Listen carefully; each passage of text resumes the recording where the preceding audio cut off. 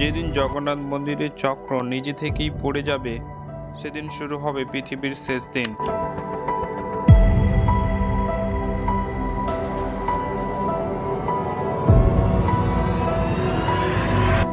আর 1977 সালে নড়েছিল সেই ব্রহ্ম শক্তি। 2005 সালে ঈগল ছিঁড়ে নিয়ে গেল পতাকা। তাহলে কি কল্কির অবতার জন্মে গেছে? এখন প্রশ্ন হলো, জগন্নাথ মন্দিরের প্রতিষ্ঠা ও অলৌকিক সূচনা কিভাবে হয়েছিল? এতবার কেন বৈদেশিক আক্রমণ স্বীকার করা হয় এই মন্দিরকে? 1977 সালে ব্রহ্ম পদার্থ নড়েছিল কেন? 2025 সালে ঈগল কেন পতাকা নিয়ে পালিয়ে গেল? সুদর্শন চক্র যদি পড়ে যায়, তবে কি কল্কির অবতার আসবেন? জগন্নাথ মন্দির কি সত্যি পৃথিবী ধ্বংসের সূচনার নির্দেশ করে? এই সকল প্রশ্নের উত্তর এই ভিডিওতে আলোচনা করছি। আসুন জেনে নেওয়া যাক।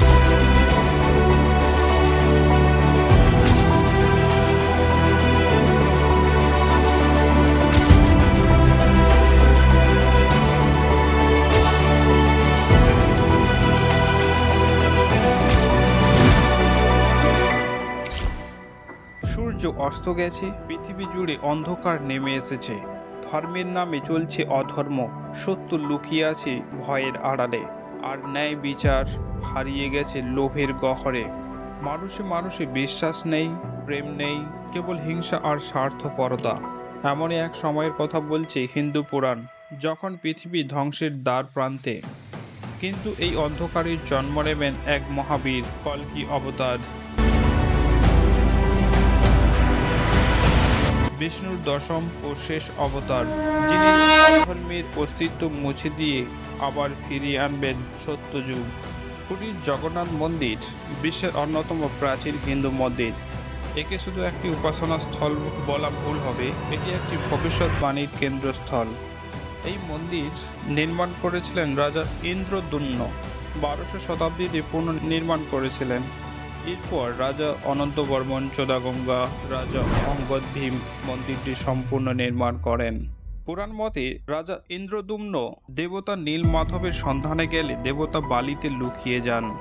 রাজা ইন্দ্রদ্যুম্ন সোমবংশীয় রাজা, স্বপ্নে বিষ্ণুর আদেশ পান একটি সুগন্ধি কাঠ সমুদ্র তীরে ভেসে আসবে, তা দিয়ে গড়ে তুলতে হবে দেবতার মূর্তি। এই কাঠকে বলা হয় দারুব্রহ্ম। বিশ্বকর্মা নিজেই মূর্তি নির্মাণ করেন। শর্ত ছিল তাকে 21 দিন বিরক্ত করা যাবে না।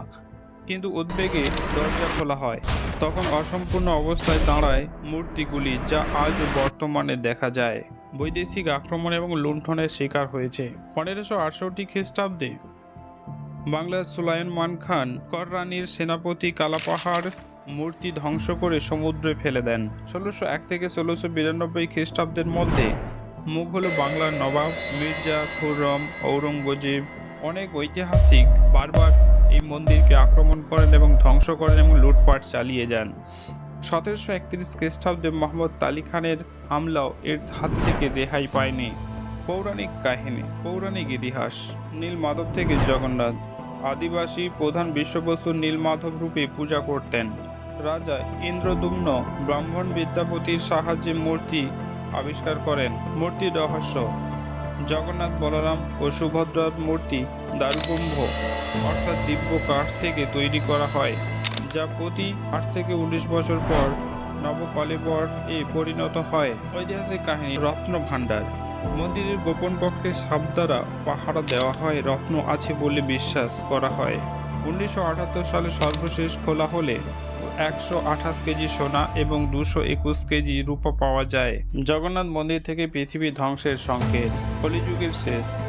মন্দিরের শীর্ষে অবস্থিত 1 টন ওজনের সুদর্শন চক্র, যা বিষ্ণুর চক্রের প্রতীক, যদি স্বয়ংক্রিয়ভাবে পড়ে যায়, তাহলে তা কল্কি অবতারের আগমন ও পৃথিবী ধ্বংসের সংকেত বহন করে।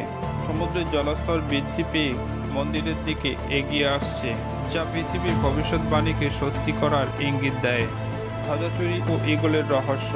2025 সালে একটি ভাইরাল ভিডিওতে দেখা গেছে একটি ঈগল মন্দিরে লাল ধ্বজা নিয়ে পালিয়েছে। কেউ এটিকে অশনি সংকেত বলে মনে করছে, আবার কেউ বলেন এটি গরুড়ের আগমন। বিশ্বাস: ধ্বজা হারানো মানে মন্দিরের ঐশ্বরিক সুরক্ষা হ্রাস করা। ব্রহ্ম পদার্থের নরণ। মন্দিরের গোপন কক্ষে রাখা ব্রহ্ম পদার্থ অর্থাৎ একটি দিব্য শক্তি 1977 সালে নড়েছিল। অনেকে মনে করেন এই বছরই কল্কি অবতার জন্মগ্রহণ করেছেন। কল্কি অবতারের জন্ম এবং সময়কাল। শাস্ত্রীয় মতে কলিযুগের 4,32,000 বছরের মধ্যে 4,27,000 বছর পার হলে কল্কি আসবেন।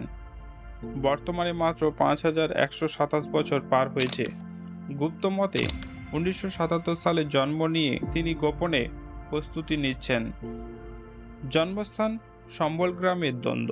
কল্কি জন্মাবেন উত্তরপ্রদেশের সম্বল গ্রামে, তবে নেপাল ও অন্ধ্রপ্রদেশেও দাবি করে। সম্প্রতি উত্তরপ্রদেশে কল্কি মন্দির নির্মাণ শুরু হয়েছে, যা ইঙ্গিত দেয় তার আগমন আসন্ন। জগন্নাথ মন্দিরের ভূমিকা। কল্কি পুরাণে বলা হয়েছে জগন্নাথই কল্কি রূপে আবির্ভূত হবেন অধর্মকে ধ্বংস করতে। মন্দিরের রথযাত্রা বন্ধ হওয়া, প্রসাদের পরিমাণ হ্রাসও শেষ যুগের লক্ষণ। পৃথিবী ধ্বংসের প্রক্রিয়া। পুরাণ কি বলে? জগন্নাথ মন্দিরের সংকেত অনুযায়ী ধ্বংসের পর্যায়গুলি হবে প্রাকৃতিক বিপর্যয়, 12 বছর অনাবৃষ্টি এবং নদী শুকিয়ে যাওয়া, মানবতার পতন, মানুষ 10 বছর বয়সে সন্তান জন্ম দেবে, ধর্ম লুপ্ত হবে, মন্দিরের পতন, সুদর্শন চক্র পড়ে যাওয়া, সমুদ্র মন্দির গ্রাস করবে, তিনি সাদা ঘোড়ায় চড়ে অসুর, দস্যু ও অত্যাচারী শাসকদের বিনাশ করবেন। বন্ধুরা, পুরীর জগন্নাথ মন্দির শুধু একটি তীর্থক্ষেত্র নয়, এটি আমাদের অতীত, বর্তমান ও ভবিষ্যতের এক জীবন্ত দলিল। এখানে লুকিয়ে আছে এমন সব ইঙ্গিত যা পৃথিবীর পরিবর্তন, মানবতার অবক্ষয় এবং পুনর্জন্মের ভবিষ্যৎবাণী বহন করে। কল্কি অবতার হয়তো এখনও আসেনি, হয়তো তিনি আমাদের মাঝেই আছেন, কিন্তু প্রশ্ন হলো, আমরা কি প্রস্তুত তার আগমনের জন্য? আমরা কি নিজেদের মধ্য থেকে অন্ধকার, ঘৃণা, লোভ আর ভ্রান্ত বিশ্বাস দূর করতে পেরেছি? পৃথিবী ধ্বংস হবে কিনা তা একদিন সত্যিই হবে হয়তো, কিন্তু তার আগে দরকার আমাদের আত্মার জাগরণ। কল্কি যদি সত্যিই আসেন, তবে তিনি আসবেন তাদের জন্যই যারা পরিবর্তনের আগুন নিজের ভিতর থেকেই জ্বালাতে পারে। জগন্নাথের মন্দির থেকে যদি পৃথিবীর ভবিষ্যৎ লেখা থাকে, তবে আমাদের হৃদয়ে লেখা আছে মানবতার ভবিষ্যৎ। তাই আসুন আমরা কল্কির প্রতীক্ষা শুধু বাইরে নয়, নিজের ভেতরেও করি। সেই সত্য, সেই ন্যায়, সেই প্রেম ও ক্ষমতা ও ক্ষমাশীলতা দিয়ে যা কল্কির আগমনের পূর্ব শর্ত। জয় জগন্নাথ, জয় কল্কি, জয় মানবতা।